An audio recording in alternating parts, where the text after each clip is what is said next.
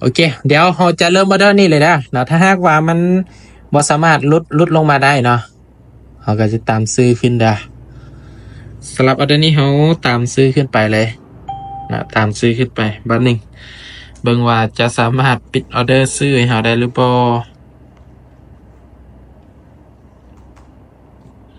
ออเดอร์ที่เราซื้อขึ้นไปเนาะ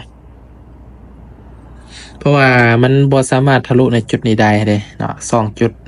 แต่กับบ่แน่บ่นอนเด้อในตลาดนะเนาะมีอย่างก็เกิดขึ้นได้เพราะตลาดตอนนี้มันเป็นตลาดที่ไซด์เวย์อยู่เด้อนะตลาดไซด์เวย์อยู่ฉะนั้นเรามาเบิ่งนํกันว่ามันจะเป็นแบบใดพฤติกรรมตลาดไซด์เวย์ในรอบนี้นะโอเคออเดอร์แรกปิดกำไรไปแบบงามๆนะไปต่อออเดอร์ที่2 3 เหรียญคือเก่าเนาะผลลัพธ์ในการบริหารเงินเนาะใครที่เข้าร่วมกันน่าจะเห็นแล้วว่าผลลัพธ์ในการบริหารเงินแบบเนี้ยมันเป็นแบบใดให้ทุกคนเบิ่งแล้วก็เอาเป็นกรณีศึกษาในการเทรดหรือว่าในการเบิ่งแจ็คเทรดสดเนาะเดี๋ยวสำหรับวันนี้เขาจะตามขายเนาะเซลล์ลงมาเป็นยังคือเซลล์ในออเดอร์นี้เพราะว่าทุกคนสังเกตว่าบริเวณเนี้ยมันอยู่ใกล้โซนที่เขาตีกรอบที่เป็นแนวต้านไว้ในบริเวณเรื่องเนี้ยอันนี้คือสาเหตุที่เขากดเซลล์ลงมากดขายลงมาถ้าหากว่ามันบ่วินเนาะมันดีโตขึ้นเขาก็ต้องเบิ่งเนาะว่าในจุดเนี้ยมันขึ้นย้อนหยังเขาก็เบิ่งเป็นกรณีศึกษาแล้วก็เอาไปปรับนำใส่เนาะก็ถือว่าเทลงมาในตามทิศทางเขาวิเคราะห์เนาะออเดอร์ที่2ของเขานะโอเคออเดอร์ที่2ก็ถือว่ายังปิดกำไรเนาะตลาดก็ถือว่ายังไซด์เวย์อยู่นะปรับเงินต่อเนาะ3 เหรียญได้เนาะบริหารเงินต้นทุนเนาะทุกคนจะออกเท่าไหร่ก็ได้แต่ว่าต้องคำนึกถึงความเสี่ยงให้ได้เนาะเพราะว่าในตลาดเนี่ยมันผลที่มันจะตอบแทนมันบ่แน่นอนอยู่แล้วเนาะฉะนั้นเราต้องออกตามที่ตัวเองครับความเสี่ยงได้หรือศึกษาไปก่อนเอาบัญชีทดลองออกก่อนเอาตอนนี้บายขึ้นต่อเด้อบายขึ้นต่อซื้อขึ้นนะซื้อขึ้นนะแมนยูมันขึ้นไปหาโซนที่เป็นแนวต้านแล้วจะก่อโตลงมาทุกคนสังเกตแมทาวาในบริเวณเนี่ยเนาะมันจะสลับเนาะมันจะสลับกันไปเนาะสลับกันไปในจุดกรอบนี้ฉะนั้นในเมื่อมันเทซื้อเฮาก็ซื้อขึ้นไปเนาะอันนี้คือเป็นออเดอร์ที่3ได้ออเดอร์ที่3ของรอบเนี่ยที่จะเทรดสดให้ทุกคนเบิ่งความเสี่ยงในตลาดได้ออเดอร์นี้ต่ำบ่ขึ้นไปติดโซนที่เป็นแนวต้านเนาะโอเควินไป3ออเดอร์แล้วนะ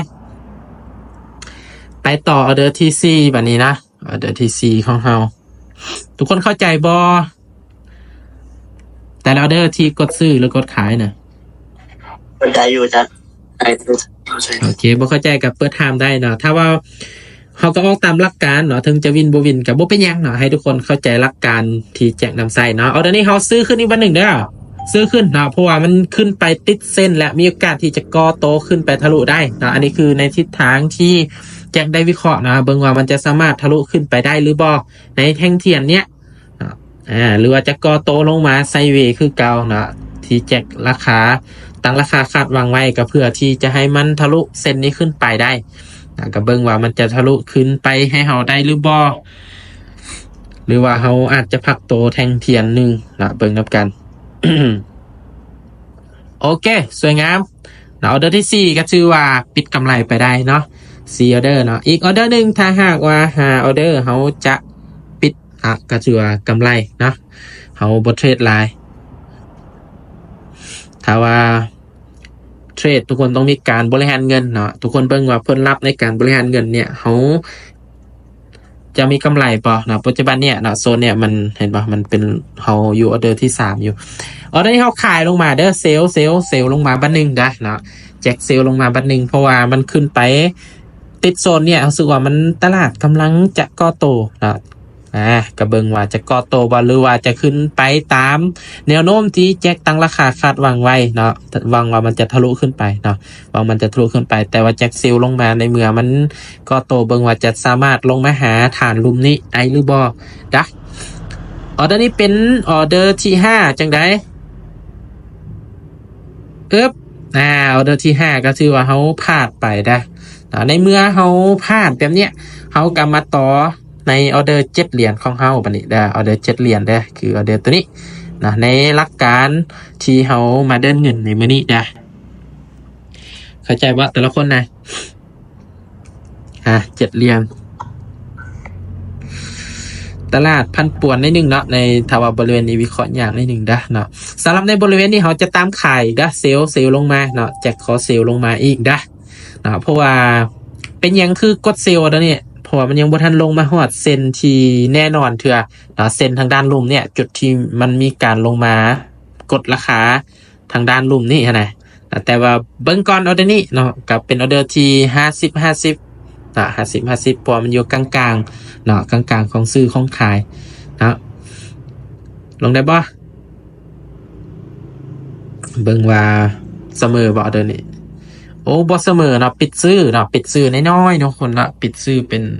ซื้อน้อยๆเนาะเอาเลยไปกดสื่อเลยอาจารย์ บ้าโอ้ไผกดซื้อนี่วินเด้อเนาะก็ต้องทับความเสี่ยงให้ได้ก่อนที่เราจะเอาออเดอร์ไปออเดอร์ที่15 เหรียญเด้อบัดนี้เด้อออเดอร์ที่15 เหรียญเนาะการบริหารเงินของเราในมื้อนี้ผลลัพธ์จะออกมาเป็นแบบใดเซลล์ลงมาเนาะเซลล์ลงมาต่อเลยขายขายแจ็คเขาขายลงมาอีกเพราะแจ็คตั้งราคาคาดหวังในบริเวณนี้ในเส้นตัวนี้เนาะจึงจะกดซื้อฉะนั้นในออเดอร์นี้เขายังทำการกดเซลล์ลงมาออเดอร์ที่3เป็นออเดอร์15 เหรียญในหลักการเดินเงินของเขามีโอกาสต้องมา7 ออเดอร์เนาะแต่ว่ายากสุดแหละแจ็คสิพลาด7 ออเดอร์เนาะถ้าว่าตลาดมันบอสวิงเนาะก็มีผิดพลาดคือกันเนาะเพราะว่าในตลาดมันมีได้มีเสียให้ทุกคนเข้าใจแหละจังได้ออเดอร์นี้3 2 1ปิดกำไรงามๆเนาะในเมื่อเขากลับมาวินเนาะ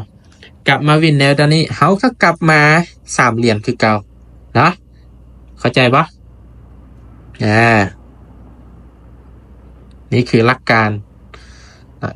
เบิ่งผลลัพธ์มันเป็นแบบใดเขาพลาดได้2 ออเดอร์หนึ่งนะไม่เขาพลาดได้2 ออเดอร์หนึ่งเห็นปะเขาวินมา2 4ออเดอร์นี้เขาจะทำการบายซื้อขึ้นนะเพราะว่ามันลงมาฮอดจุดที่แจ็คต้องการและจุดที่แจ็คตีกรอบนะสังเกตตลาดมันไซด์เวย์ในกรอบที่แจ็คตีกรอบทานฮับทางลุ่มทานต้านทันทึง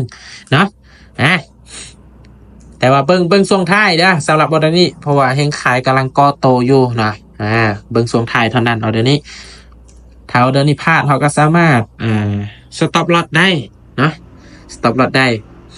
ตัวตลาดยังวิเคราะห์ยากนิดนึงแหละพอตลาดมันเปลี่ยนแปลงตลอด24 ชั่วโมงเห็นปะทุกคนนะช่วงท้ายก็ถือว่าปิดลงมาตอนนี้เขากำไรมา46 เหรียญจากการเทรดของเขาในมือนี่ของแจ็คเนาะ อัตราชนะกะสวยงามเนาะทุกคน